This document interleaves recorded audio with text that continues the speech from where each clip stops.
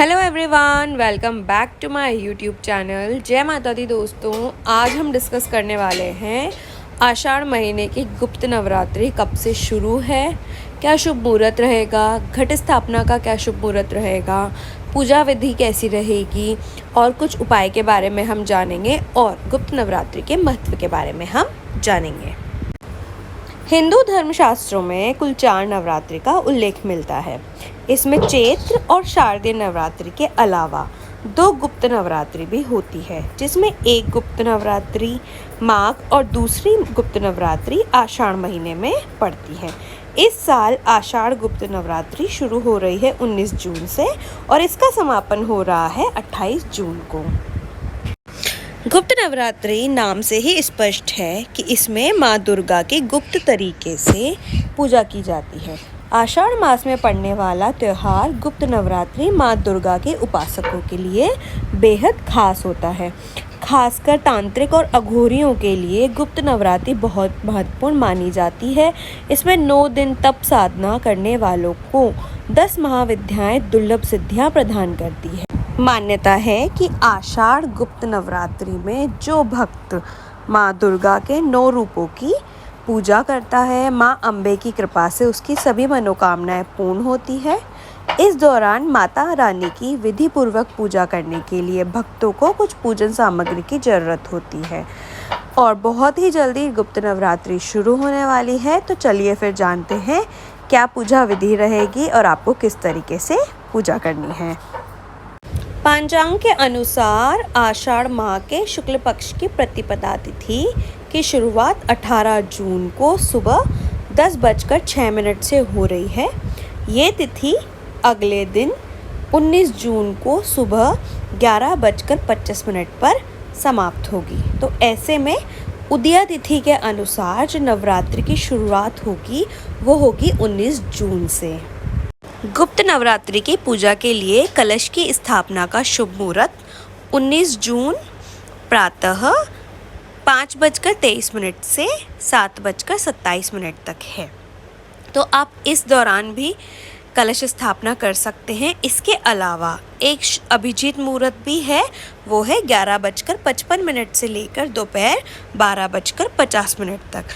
इस मुहूर्त में भी कलश स्थापना की जा सकती है। तो जो भी मुहूर्त आपके अनुकूल हो उस मुहूर्त में आप कलश स्थापना कर सकते हैं।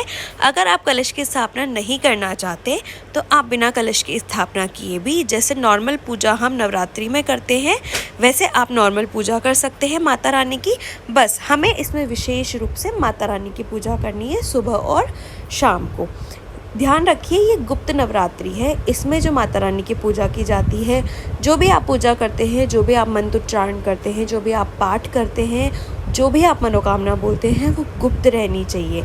इसीलिए इसको गुप्त नवरात्रि कहा जाता है। कन्या पूजन अगर आप करना चाहते हैं तो कर सकते हैं, लेकिन अगर आप कन्या पूजन कर देंगे तो ये जो अपनी और नवरात्रि आती है उसकी जैसी हो जाएगी। इसको गुप्त नवरात्रि इसलिए ही कहा जाता है, इसमें गुप्त तरीके से ही माँ दुर्गा की पूजा की जाती है। अब हम जान लेते हैं गुप्त नवरात्रि की पूजा विधि। आषाढ़ मास के गुप्त नवरात्रि पर देवी की पूजा करने के लिए सूर्योदय से पहले उठना चाहिए। स्नान करके शुभ मुहूर्त में पवित्र स्थान पर देवी की मूर्ति या चित्र को एक चौकी पर लाल कपड़ा बिछाकर रखें और उसे गंगा जल से पवित्र करें। देवी की विधि विधान से पूजा प्रारंभ करने से पहले मिट्टी के पात्र में जौ के बीज बो दें और अगर आप नहीं बोना चाहते हैं तो भी आप सिंपल रूप से भी पूजा कर सकते हैं। इसके बाद की पूजा के लिए कलश स्थापित करें और अखंड ज्योत जलाकर दुर्गा सप्तशी का पाठ करें और उनके मंत्रों का पूरी श्रद्धा के साथ जप करें। गुप्त नवरात्रि में 10 महाविद्याओं की साधना की जाती है। माँ काली, माँ तारा, माँ त्रिपुर सुंदरी, माँ भुवनेश्वरी, माँ छीनमस्ता, माँ त्रिपुर भेवरी, माँ घुमावती, माँ बगलामुखी, माँ मातंगी और माँ कमला। इस दौरान कुछ उपाय करना भी लाभकारी होता है। तो चलिए जानते हैं गुप्त नवरात्रि के उपाय। सबसे पहला उपाय है नौकरी और रोजगार में तरक्की पाने के लिए।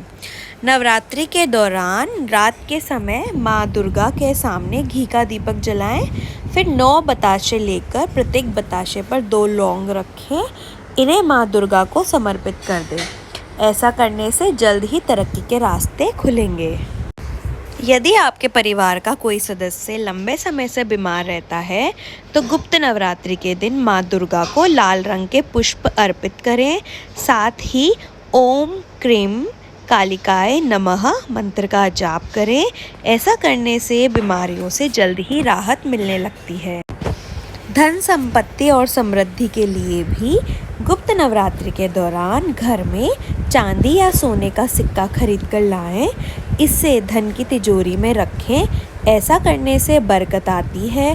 साथ ही माँ लक्ष्मी प्रसन्न होकर सभी मनोकामनाएं पूर्ण करती है। नवरात्रि के 9 दिनों तक घरों में लौंग और कपूर से आरती करनी चाहिए।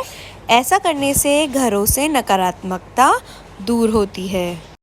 धार्मिक मान्यता के मुताबिक माँ दुर्गा को 9 दिनों तक सिंदूर अर्पित करना चाहिए। ऐसा करने से धन संबंधित परेशानियाँ दूर होती है।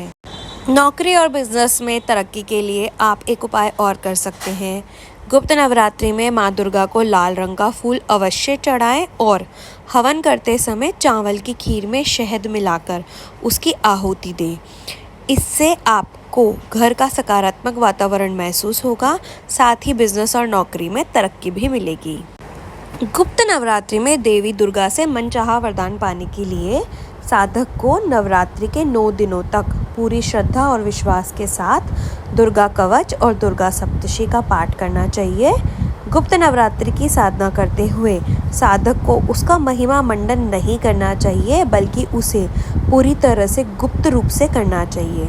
मान्यता है कि गुप्त नवरात्रि पर आपकी साधना जितनी गुप्त होगी, आपको उतना ज़्यादा पुण्य फल की प्राप्ति होगी। एक बात और, आप माता जी को रोज़ भोग लगाएं, सुबह शाम की आरती करें। अगर आप कोई भी मतलब पाठ वगैरह नहीं करते हैं, स्पेशल कोई पूजा नहीं करते हैं, तो भी आप 9 दिनों तक माता की विशेष पूजा करें, सुबह शाम आरती करें और भोग लगाएं। और अगर भोग में आप लौंग और बताशे का भोग ज़रूर लगाएं 9 दिनों तक, और 9 दिनों तक माता की स्तुति करें। अगर आपको वीडियो और जानकारी अच्छी लगी हो तो वीडियो को लाइक कीजिए और चैनल को सब्सक्राइब कीजिए। Thank you for watching. जय माता दी।